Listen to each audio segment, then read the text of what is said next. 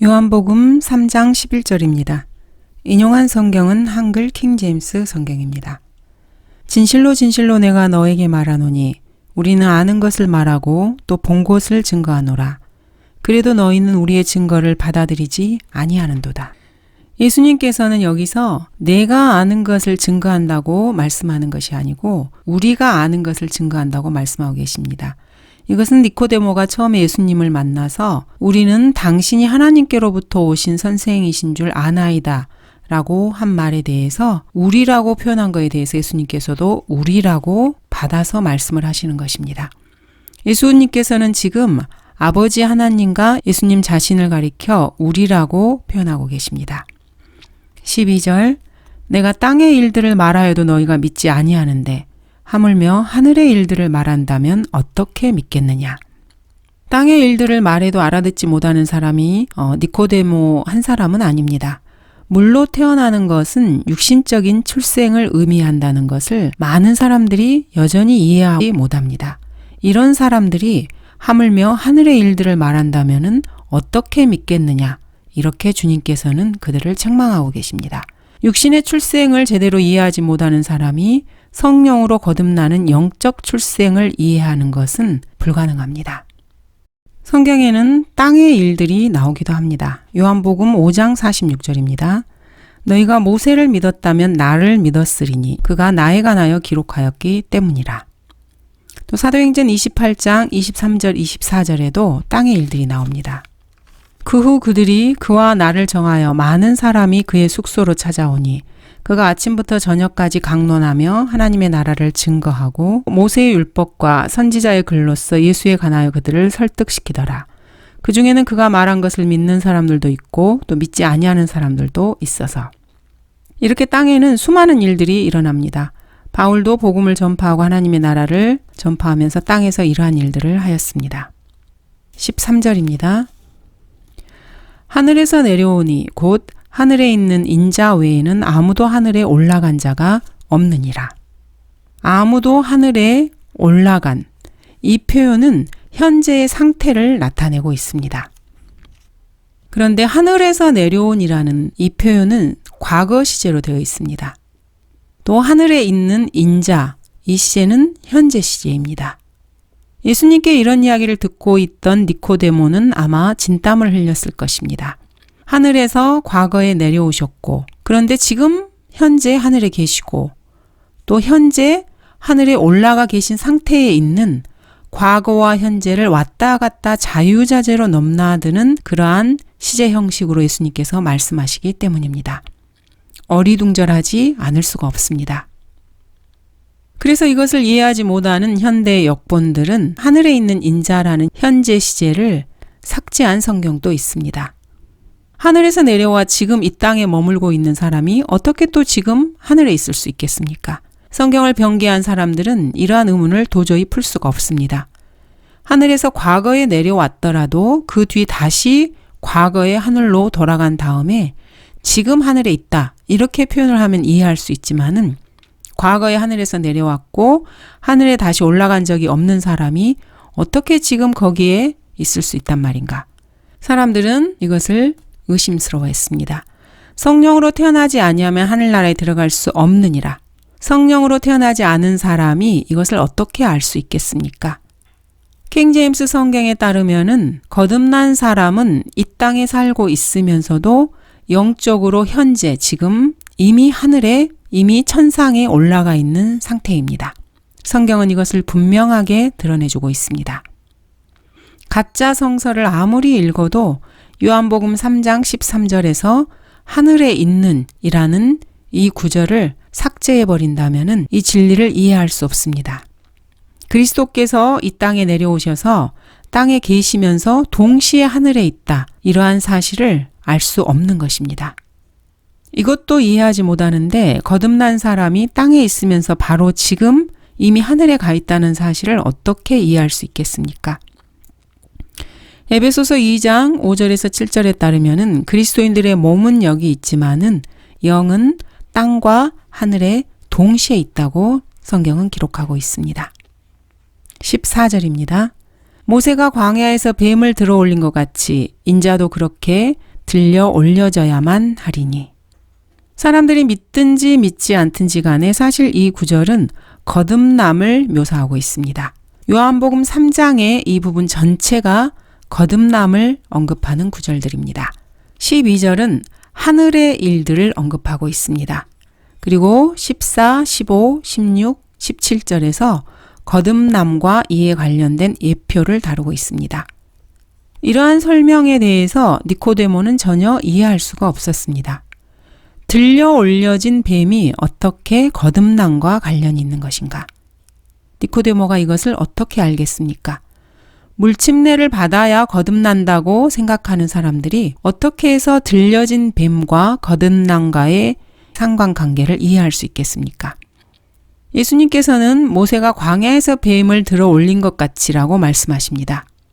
물침례로 거듭나는 것을 주장하는 사람들은 모세가 광야에서 뱀을 들어 올린 것이 아니라 그리스도께서 모세가 홍해를 건넜던 것과 같이 이렇게 말씀하셨다면 참 좋았을 텐데 이렇게 아쉬워할 수도 있습니다.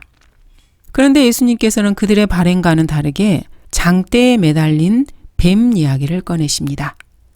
십자가에 달리신 그리스도께서는 뱀과 같았습니다.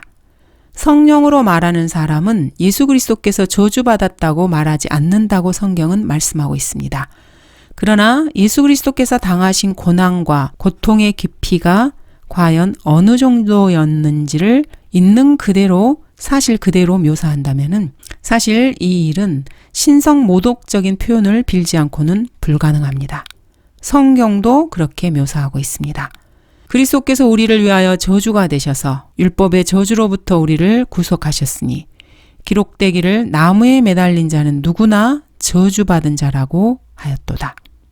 그리스도께서 우리를 위하여 저주가 되셔서 또 나무에 매달린 자는 누구나 저주받은 자라. 예수님을 이렇게 서술하고 있습니다. 저주받은 자, 나무에 매달린 자. 예수 그리스도께서는 갈보리 십자가에 매달리셨습니다. 그런데 성경은 나무에 매달린 자는 누구나 저주받은 자라고 말씀하십니다. 예수님께서 저주받으셨습니까? 그렇습니다. 예수 그리스도께서는 저주받은 자가 되셨습니다. 예수님께서는 저주받기 위해서 이 땅에 오셨고 사실 그대로 저주를 받으셨습니다.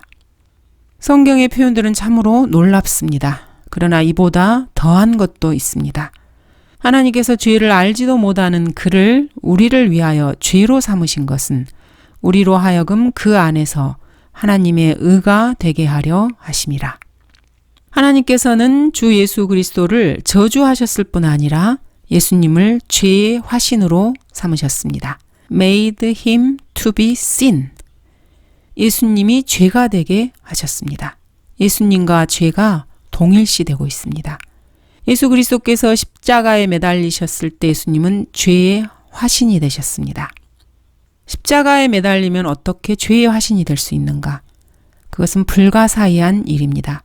그러나 예수님은 죄의 화신이 되셨습니다. 예수님께서 마귀의 자리에 서셨다는 것입니다. 마귀를 대신하신 것입니다. 그렇다고 해서 예수님께서 마귀가 되었다 이런 말은 아닙니다. 예수 그리스도께서 당하신 고난의 깊이가 얼마나 한 것이었는지 이것을 말하고 있는 것입니다. 인간은 그 누구도 예수님의 고통의 정도를 완전히 이해하고 설명할 수 없습니다. 예수님께서는 마귀가 되신 것이 결코 아닙니다. 예수님께서는 십자가에 달리셔서 우리를 구원할 피를 흘리셨습니다. 마귀는 피가 없습니다. 그러므로 예수님께서 죄의 화신이 되셨다고 했을 때 그것은 마귀가 되었다는 말이 아닙니다.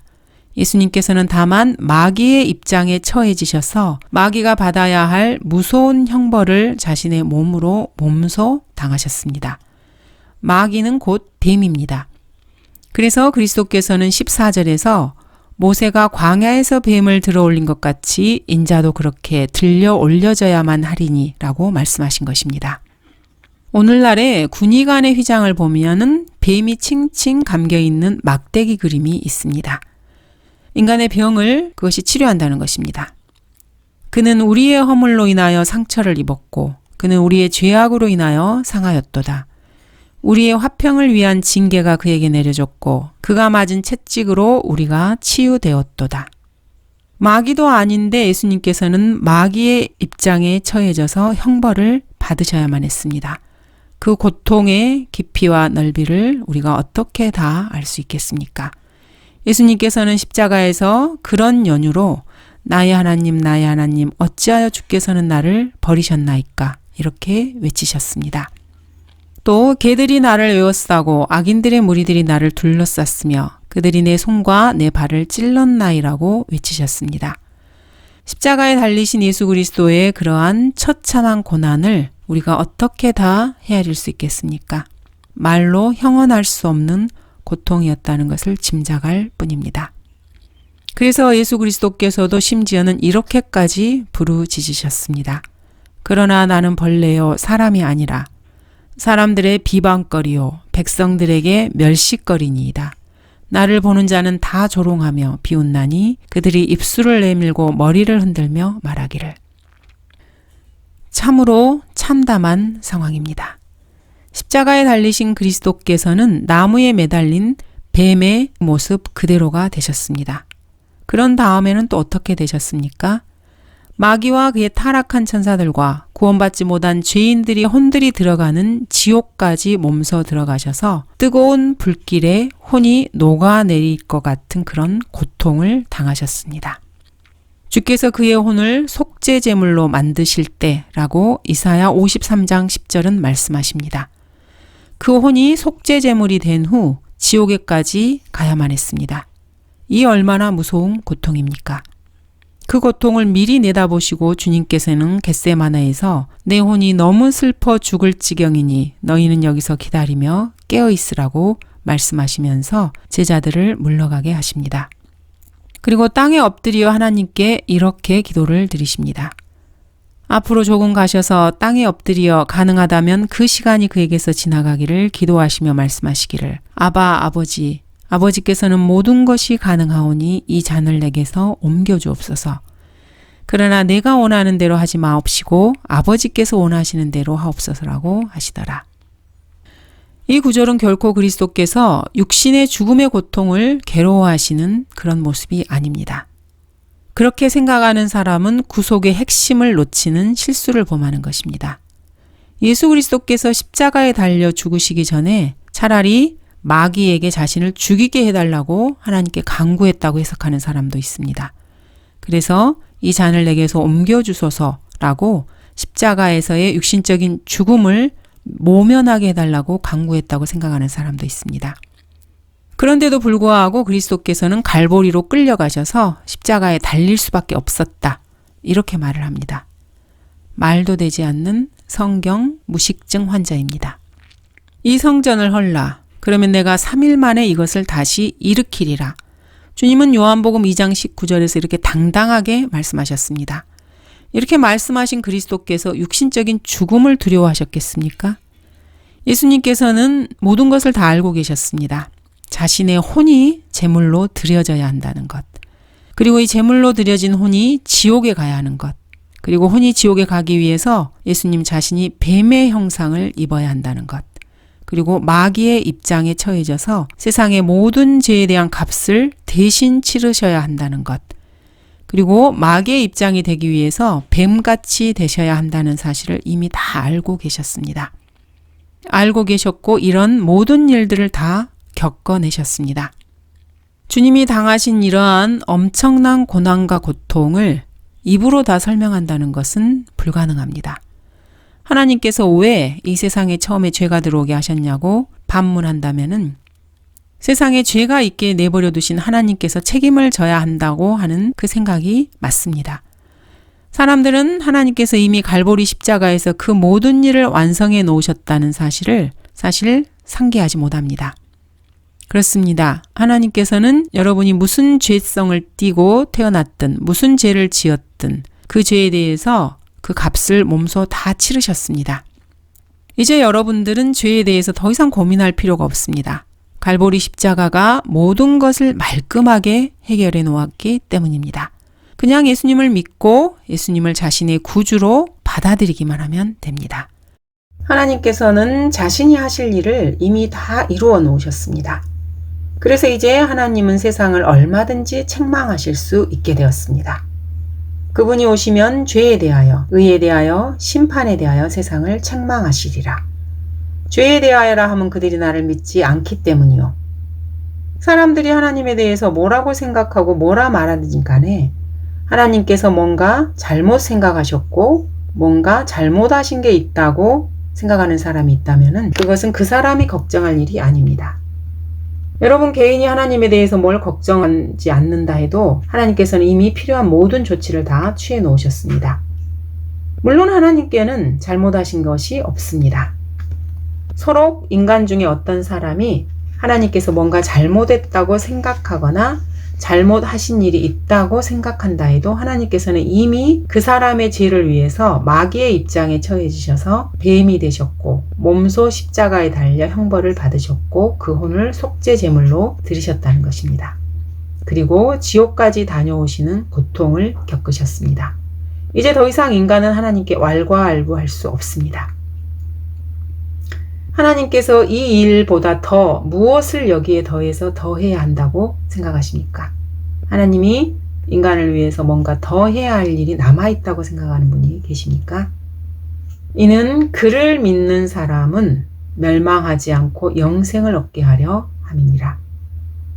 그런데 존 칼빈은 이것을 그를 택함받은 사람은 멸망하지 않고 영생을 얻게 하림이니라 이렇게 성경을 읽습니다. 그러나 요한복음 3장 15절은 이렇게 말씀하십니다. 이는 그를 믿는 사람은 누구든지 멸망하지 않고 영생을 얻게 하려 함이라. 그렇습니다. 그를 믿는 사람은 누구든지라고 말씀하고 있습니다. 택함을 받았다던가 선택되었다던가 예정해 놓았다 이런 사람이 아닙니다. 말 그대로 글자 그대로 누구든지입니다. 영생을 얻고 싶은 사람은 누구든지 예수 그리스도를 믿으면 됩니다. 영생은 예수님을 믿는 사람은 누구든지 얻을 수 있습니다. 이것이 성경이 말씀하시는 그대로입니다. 멸망하지 않고 영생을 얻는 데에는 예수님을 믿는 것 외에 다른 그 어떠한 조건도 없습니다. 하나님께서는 이미 다 그 조건을 충족시키셨습니다. 이 사실을 절대로 잊어서는 안 됩니다. 칼빈이 가르치는 대로 택함받은 몇 사람만 영생을 얻는 것이 절대로 아닙니다.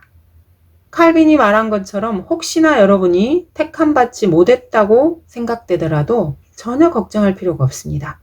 주 예수 그리스도께서 그 사람을 멸망하지 않고 영생을 얻게 하실 것이기 때문입니다. 그냥 예수님을 믿기만 하면 됩니다. 그를 믿는 사람은 누구든지 that whosoever believes in him 현재 시제입니다. 과거에 믿었어야 했다던가 이런 어떤 조건이 없습니다. 영생을 얻게 하는 것, 이건 역시 현재 시제로 되어 있습니다. 지금 예수님을 믿으면 바로 지금 영생을 얻습니다. 감사합니다.